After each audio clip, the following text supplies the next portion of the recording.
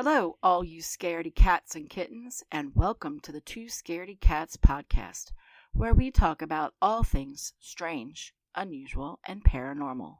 We're your hostess with the mostess. I'm Stacy. I'm Kara.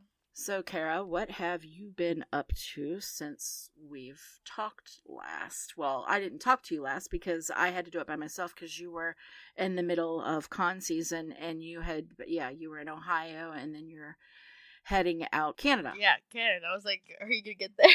Yeah, I know. I was getting there.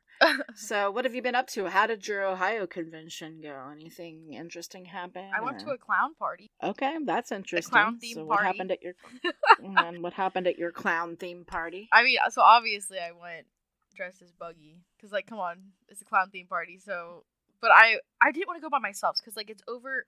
So the way that ClosetCon is, there's like a bunch of villas, and they're like these. They have 5 bedrooms basically, so they sleep like 20 people. So, but they have like this big courtyard area, and so all the villas will host parties at them, and like they'll have like schedules and everything of like when the party events are going on. And one of them is having a clown party. Wow, that's crazy. I know, isn't that interesting? So this year's like big theme, because they'll do like one huge theme. It was ZoolostleCon. So basically, you dress up like an animal. And what animal did you dress up like? Or did you not dress up like I an animal? Didn't dress up as an animal that night because I didn't bring one, but I was just still Buggy the Clown. Right, I just was Buggy the Clown on every single day, but in varying different outfits. Got ya. That's funny.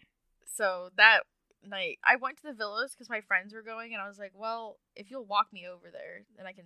Because I know a lot of people, so, like, I'll walk around and just yap to and I'll just kind of, like, float. I'm a little floater. But so we went to the clown party. There was a plot to the story.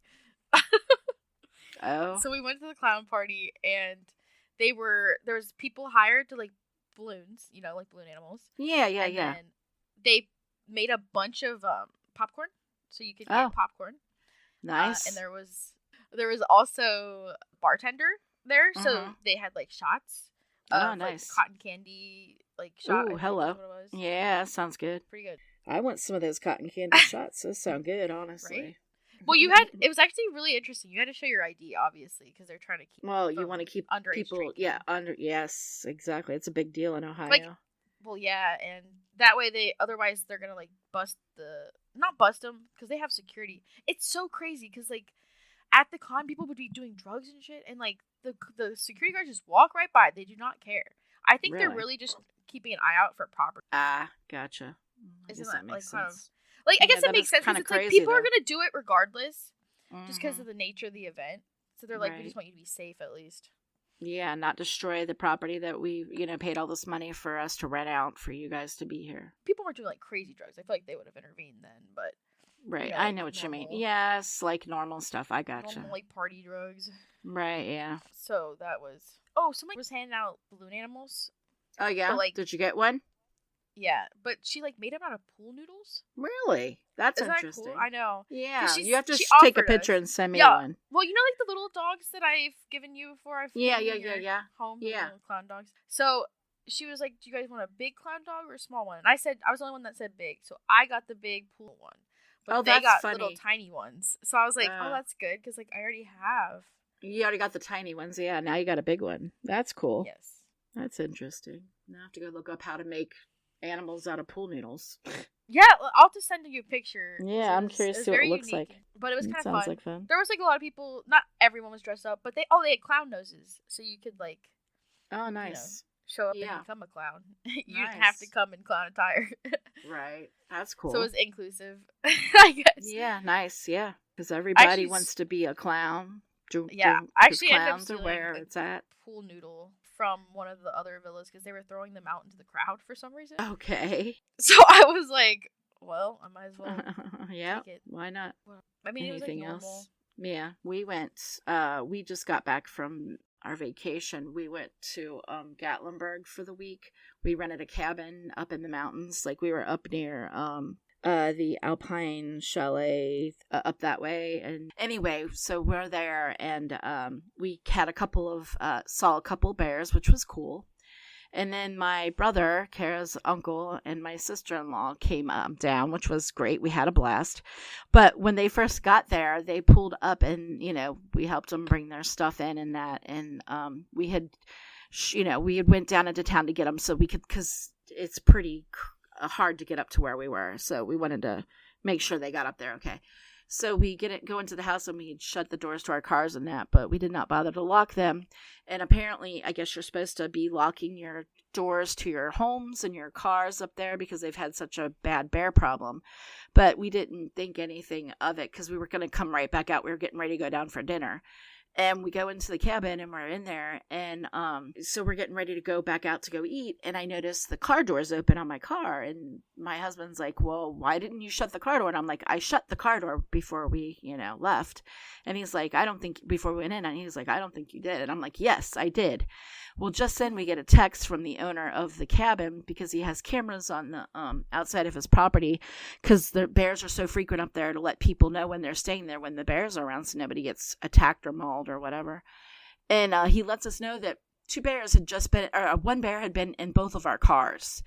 So he sends us the video of this bear that had gotten into both my brother's and my car. It had opened the door handles on our cars, got in, opened the glove box of my brother's car, and got in there and was like looking around for food. And I guess, thank God, my brother had just cleaned out his car from the day before because his kids had made a mess in the back of the car, and he, cleaned it out, thank God. Otherwise, he would have had a bear living in the back of his car trying to eat up all the snacks the kids left. But so then when he wasn't satisfied with anything from my brother's car, he came over to our car, and I had a drink in there, and the stupid bear drank my drink, ripped up my cup, and then decided we had an empty bag of Lifesaver gummies in the backseat of the car. Well, he pulled the bag out and tore it up and left it on the ground before he left, but he didn't bother to shut the doors when he left. So it was crazy, and we got it all on camera, and it is just the most insane thing you've ever seen. It looks like, the bear just opens the door handles like a normal person. It's so weird, and stands on both. It's very polite of him. It is. I'm like, dang. Of course, then we were all like, thank God the bear didn't get locked in the car by accident, if the door shut behind him, because our cars would have been destroyed. Yeah, that would have been horrible. Our cars would have been destroyed. But luckily, nothing like that happened. So, and then we went and did all the other Gatlinburg and, Pigeon Forge things to do. We walked downtown and played hillbilly golf, which if you ever get a chance to go there, it's fun. We did the trail when you get up to the top of the mountain, or up to the top of where you play from. There's a right course or a left course. We did the left course when you get off. And it was cool, and it had like a plinko table that you could put your ball on. That was really neat. And then it had like a pool table that you could shoot your ball through. That was fun. So that was my fun week last week. So that was fun. Okay, so I have some really fun news, exciting news. Exclusive. We have the exclusive stuff coming out. Okay. Gage is going to go see Paranormal thing when we're in New York. Oh yeah, cool. Or cool. The stage play. Yeah. Okay. So he's gonna give us insider information, guys, about his review, which I think is great. Because remember, we keep talking about this stupid thing. Yeah, about how it just came out onto Broadway. So I'm mad cool. He's going when he is, because I was like, dang it, I wanted to go see that, but he's gonna give me the intel. So we got. Nice. Are you not going to the New York one anymore like you were going to? I am, but we're going to see Lost Boys on Wednesday. Oh, that'll be a good one. You have to tell me all about it. It's like brand new, and they're getting like a recording on Spotify soon. Oh, cool. Like, do you know what I mean? Like the official cast recordings coming. Yeah, to Spotify. Cool. I love the Lost and that's Boys. The It's cast one of my favorite movies. Okay, cool. So it's that'll be cool neat. because it's like a brand new. I think it's. Yeah. I saw it when I was in the gym. I actually saw like an ad for it. Like really talking about it because it's that like big or whatever. It's like the new. Wow. Huh. The newest one to come out on Broadway. Hopefully it'll come to Cincinnati. I would like to see it. Right. I mean, like it's like the hot topic right now. Right. And they're like flying around and stuff, and they're vampires. So I'm like, all right. I know, that sounds cool. Did you know Mario never heard of the Lost Boys? Oh my God! Did you show him the movie? He never How watched did he the miss movie. That? How did he miss that movie? Oh my gosh. You I have to know. indoctrinate him and let him So I see was the trying movie. to tell him that I was going to see that. And he's like, what? Yeah. I was like, you like 80s movies. How do you not know about the Yeah, Lost? that's like a very popular 80s movie. It's one of my... It's got I love that movie. Keith Sutherland in it. I right? know. A young Kiefer Sutherland. Yeah. Yes. Yes. Yeah. It's really good. Mario really needs to watch it. I feel like it's right up his alley. If he likes all that Yeah. 80s stuff, he'll love it. That's how I was like, And it's always on. If you look on TV, it's like always on like AMC or whatever in the night. I heard the musical score is pretty good, so I guess I'm Is it? curious. Well, they had really good songs in the actual movie, so Mhm. I'm sure it'll be good. Well, yeah, you have to let us know about how that is too when you go. Yeah, so we're seeing that. When's Gage going to Paranormal Activity? Saturday in the middle of the day. Like, that's my prime time. Ah, gotcha. Because he's literally not even going to the con. He's just going to Broadway. Oh, that's hysterical. Isn't that funny? He's like, don't judge me, but I'm going to be seeing like 10 musicals while I'm here. Yeah, go for it. I think that's awesome. when in Rome. Right, He's going to yeah. see Rocky Horror Picture Show. I'm like, Oh, no way. I just saw, like, that was all over the, not the Oscar, the Tonys last night. They showed I know, I'm all like, kinds of stuff damn. in that. It looks good. He's going on Sunday, maybe. Ah, nice. Well, that'll be fun. But I'm like, I can't. Dude, so he got the price for the tickets were not as expensive as I thought they would be. Well, that's because he's buying them directly instead of having to go through, you know well, what he I mean? knows what Like, he's doing. He's like, he's Yeah. good at it, obviously, Yeah. because he's buying all these. So I was like, Yeah. dude, I don't know. I'll just send you money. just Just I'm tell just me a what I girl. owe you. Yeah. yeah, tell me what literally. I It owe was you and only I'll like send it. $80. That's not bad for. No, that's not bad at all for a Broadway musical. Shoot, we pay at least $120 to $130 around here. So you're going to be going to see the show in Broadway, and Gage is going to see all those. That'll be cool. But I thought it was interesting news. I was like, of course he picked that one. Gage would go see that. He is the type Yep. who would go see that one. That's cool, though. Yeah, that'll be neat. All right. All right. Okay, so today I found this really crazy, bizarre story about this outlaw who refused to stay dead. His name was Elmer McCurdy. So imagine walking into a haunted house expecting fake skeletons, rubber monsters, and cheap jump scares, only discover that one of the corpses hanging from the ceiling was actually real. Not a prop, not a mannequin, but an actual dead outlaw. And somehow nobody realized this for over 65 years. So for 65 years, this dead, mummified body was just like hanging in this place for people to come and be scared, like jump scared by. So this is the unbelievably true story of Elmer McCurdy. So Elmer McCurdy was born in 1880, and he spent much of his early life drifting from job to job. And eventually he learned how to handle explosives, because this was like back in the 1900s. And he learned how to do this while serving in the military. So later, though, the skill would later influence his criminal career, where he learned how to do light off these explosives. So he wasn't exactly the smartest criminal in the world.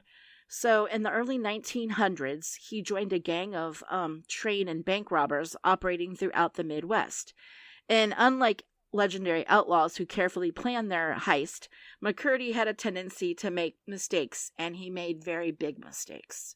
One of his most infamous failures came in 1911. McCurdy and his gang had believed that they were targeting a train carrying thousands of dollars of cash. And so they decided to use explosives to blast open the safe. Well, the explosion was so powerful that it destroyed much of the money inside.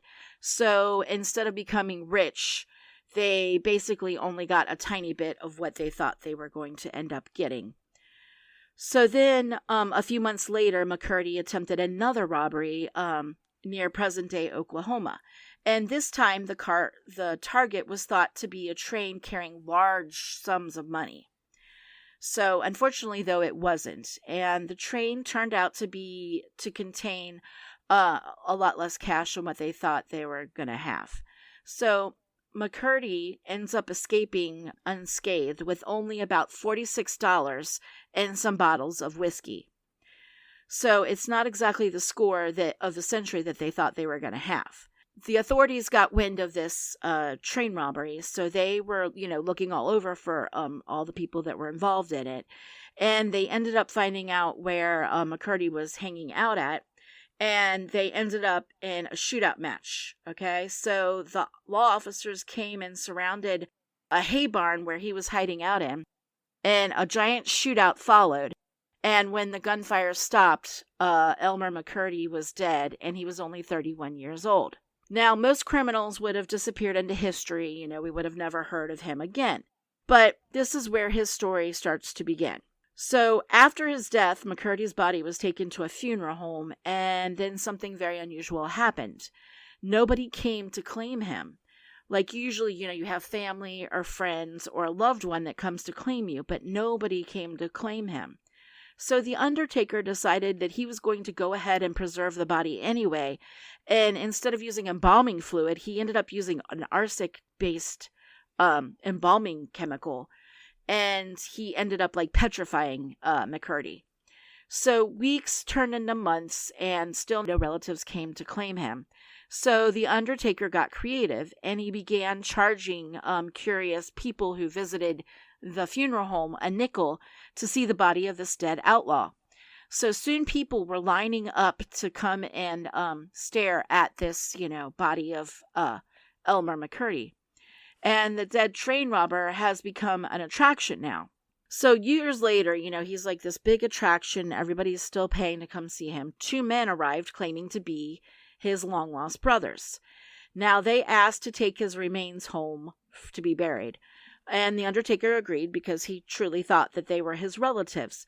But these guys weren't relatives at all. They were actually carnival promoters, disguised as being his long-lost brothers. Huh. And they stole his corpse, and they basically used it. Yes, they used it in the carnival, what? You know, yes, as a way, and like wax museums and in sideshows, you know, and as a traveling exhibit to help lure in, you know, people to come see their show by saying that, hey, we have this famous outlaw, you know, that you can come see.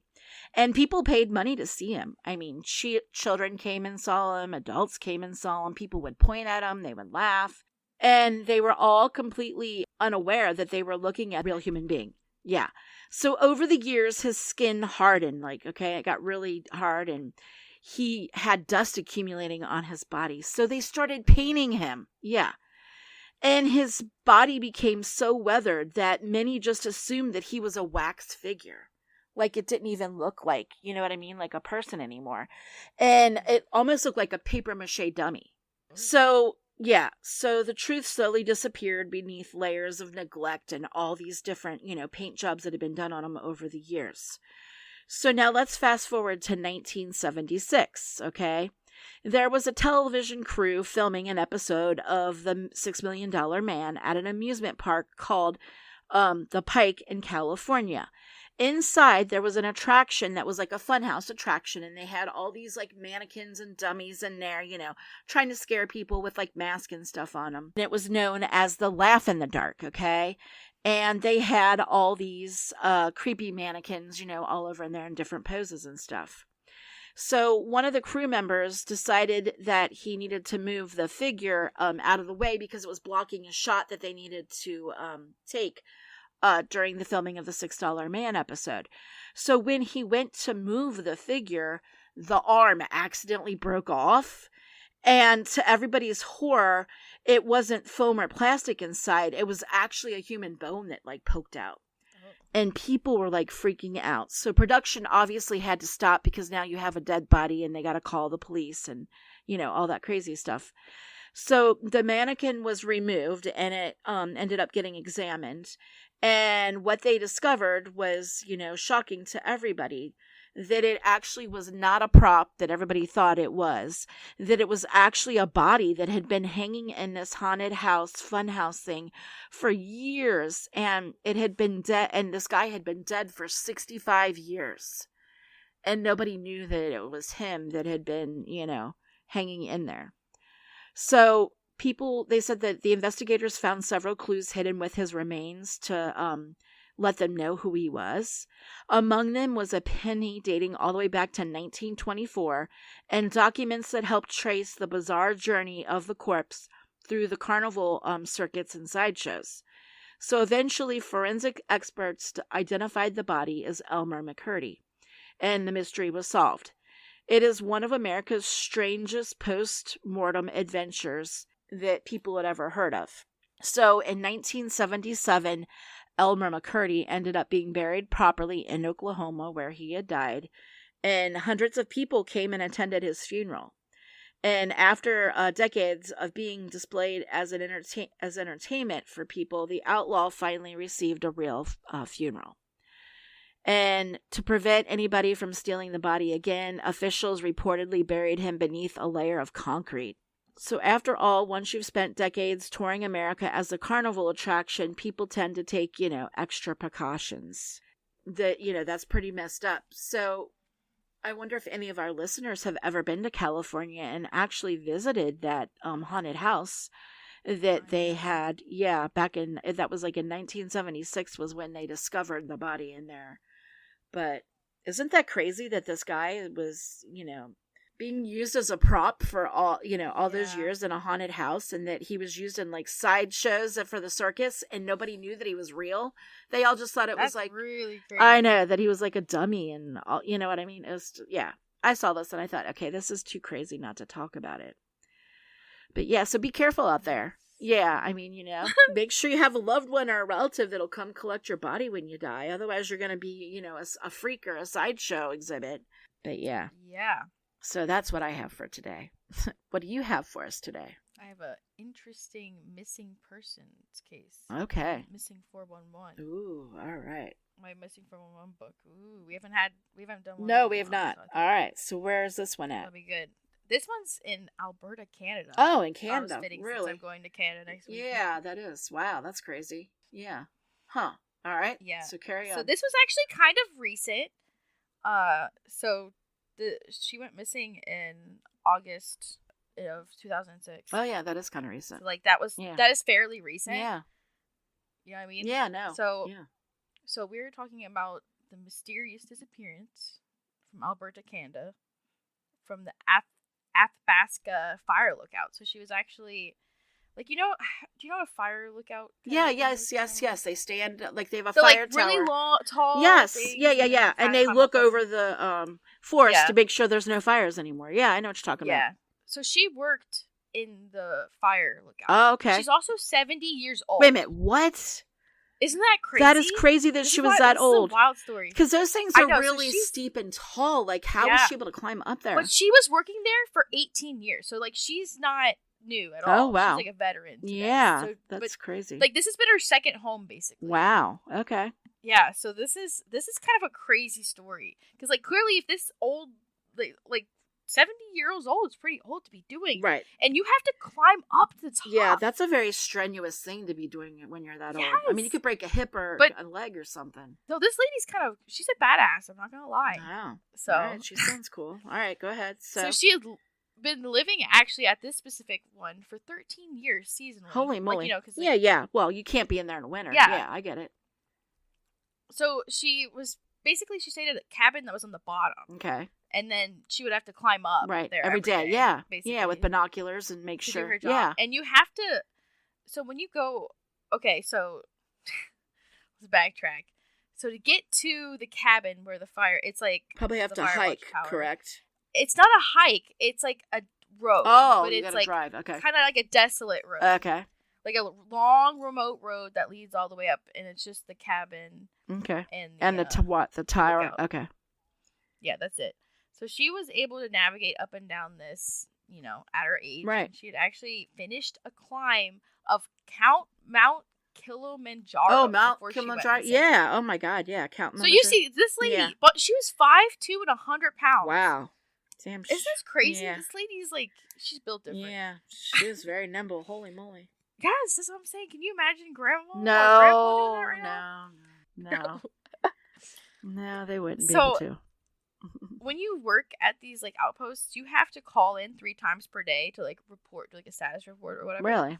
And she was really diligent, so she was always on it. Mm-hmm. So when she missed 3 of her calls, they were something's going on. Right. Yeah. So they sent someone to check on her, and on August 26, 2006, a supervisor went out and discovered that she was missing and there was a pot of water on the stove, and it was still burning. Wow, so that must have happened instantly, like quickly, you know what I mean? Yeah, but she had missed 3 calls, so that's like at least, what, like 24 hours? Yeah, but the water's still boiling? That's crazy. Well, I don't know if it was boiling, but like it's probably... You mean it's still warm? On. Oh, okay. I think because like I'm like, how long ago did she go missing? Because if she missed 3 calls, that had to have been throughout the whole day. Right. So I'm like, right. There had to have been like at least 24-hour gap from when she went missing. Yeah. In theory, right? Yeah, one would think. Based off of the information we have. Yeah. Unless there was a reason why she didn't take one of the calls and she was still there. Mm-hmm. That could be too. But that's very out of character. Right, yeah. So, they also noticed that her pillows, blanket, and sheet were missing. That's weird. But her truck was still there. Hmm. But she was not anywhere. So then they call in immediately, and there's like 12 people that show up within a few hours, and then there's over 100 law enforcement by the 24-hour mark. Wow. Like all the agents on the scene, right. because it was pretty crazy. Huh. Like this. And like she was working for the Park Service, correct? The park. Yeah. Yeah, okay. basically. Huh. Doing this. So, and this began one of the largest searches in the Alberta forests, actually. Okay. They used all like the resources. They used the dogs. Wow. They used the helicopters, the planes, and they were sweeping over the area. And they even had people like on foot, searching too as well. Wow. And they decided to handle the case as a homicide. Really? Wow. Which is interesting. odd because it seemed like. Because at that point she's just a missing person. How do you jump from missing to homicide? Because why'd they say homicide seems a little odd. Right. And they also said that she was attacked specifically. Wait a minute. But none of the other reports said anything about being like attacked. Yeah. Or like anything that looked like a miss Right. that would seem like she was in an altercation or something. Huh. You know what I mean? Yeah, weird. But interesting that after this started going down, that they removed a lot of the signage that like kind of showed where the fire tower was, because they were convinced it was like a like someone came up, like a premeditated kind of murder. Oh, thing. okay, yeah. But it's really bizarre. Yeah.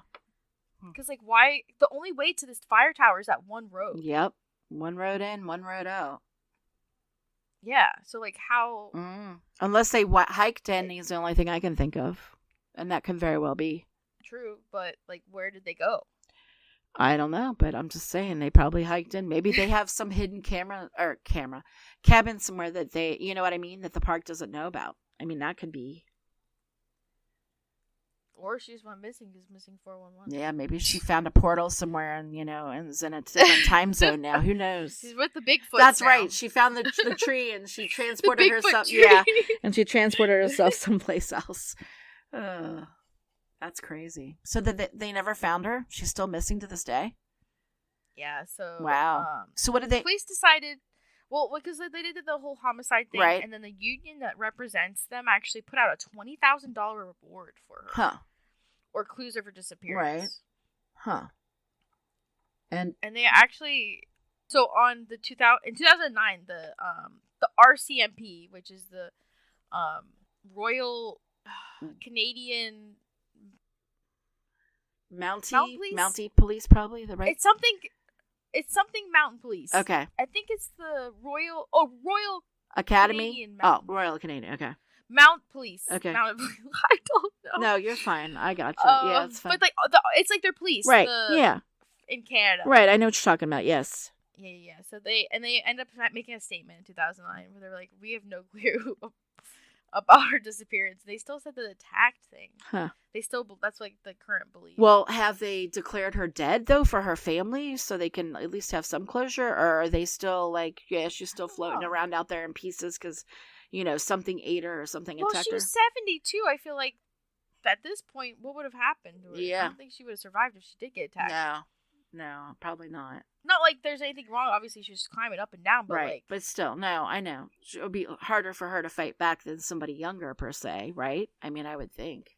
Well, she's also tiny. Yeah. Tiny I know. Somebody could outmaneuver her. Oh, but so another thing that was weird about the case is if they, like, they at one point thought that there was a vehicle involved. Really? But if there was a vehicle involved, where'd it go? They should have been able to figure it out, right? Because it's a one-way road, right? Or like, you know what yeah. I mean? Like, so they should have been. It could have been able to like find it by the tire tracks, because you can apparently identify a vehicle pretty easily. Oh yeah, with the tire tracks. Exactly. But it's weird that they never, came forth with that information, or, you know what I mean? But why were they using planes and helicopters? Was the question. I don't know. Maybe they think because like if it was a car, they would have been a better places to search than planes and helicopters, because it's like in the middle of the woods, Yeah. Wait, what part of the country did this happen in? What state? Alberta, Canada. Oh, Canada. Okay. Because there's lots of people. There's like lots of weird stories I've been seeing recently about people that in like the mountain regions and that, of people like things happening, like animal like I don't know, like type things where animals like throw things like way high into trees and stuff that an animal can't possibly throw, and there's speculation that the government like has something running around out there, and they're trying to keep everybody that witnesses any of this stuff very hush hush. So maybe that something like that happened with her. You know what I mean? Like she witnessed something that she wasn't supposed to. You know what I mean? I mean, maybe. Who knows? Maybe it was some government thing and they're trying to cover it up. So who knows? I think it was a Bigfoot. Yep, there you go. That's the obvious answer. Yep, Bigfoot, and he took her into the portal with him. Always yep, now they're hanging out together. A Bigfoot. Living their best lives. Well, there was also apparently 2 other girls that went missing. Oh, really? But their ages were like spread out, that it was like really weird. Were they in the same like, area as her, or a different area? So a 16-year-old and a 46-year-old. Yeah. Interesting. Yeah, that's definitely different ages than her, right? Yeah. But that was that's crazy. Yeah. In the book. Huh. Strange. Just be careful out there. You never know what you're going to run into while you're out in the woods. Don't remember the rocks. Stay away from the rocks. Yes. That was like the missing part. Yeah. And the water. Yeah, rocks and water. It always happens when you're by water. Or rocks, yeah. That's when, Maybe she saw something in the sky and the aliens got that could be too. They could have zapped her down. Because she has to go up at the top to like look out the tower. She could have seen something in the sky. Yeah, and the aliens came and zapped her, and now she's like living on some planet someplace else. Who knows? There's a lot of options. Yeah, a lot of crazy options are on the table with this one. I can't believe though nobody's like come forward or anything. You know what I mean? To any witnesses or anything. But I guess if she was all by herself out in the middle of the forest, it's kind of hard to have a witness. But I mean, if they're talking about a car and all that, maybe somebody saw a car, other than hers. I'm surprised after the first or second call they didn't check on her. Right? That's what I'm thinking. That's why I think it's weird that they waited 3 calls, which is about almost a whole day. Yeah, that is kind of weird. Depending on when they have their calls, too, you think. Like, why didn't, after the first one, or when you got to the second one, I would have been looking for... Yeah. Waiting till 3 seems like a lot. Yeah. But I guess she's, like, used to being out in the wilderness. Yeah. And out there. She's been doing this for years. Yeah. It's crazy. That's why we have to, like, rule out most things, because, like, she'd be prepared. Like, I don't think it was, like, an issue of, like being unprepared. No, I feel like she, is one of those people that has like the right stuff that she would need if she did get stranded in the forest. You know what I mean? The forest and what to do in those situations. Or probably knows the woods like the back of her hand at this point. Yeah, probably. She's been there for 13, 14 years. She worked with the service for 18, but she's specifically that place for 13. Wow, that's crazy. All right, well, you have anything else for us today? No, I think that's everything for today. Well, if you enjoyed the podcast today, please be sure to follow us on Instagram and YouTube at Two Scaredy Cats Podcast. And don't forget to leave a review on Spotify and Apple Podcasts. It really helps the show get discovered. And tune in 2 weeks for our next episode. And to you, all our scaredy cats and kittens out there, remember, curiosity didn't kill these 2 scaredy cats.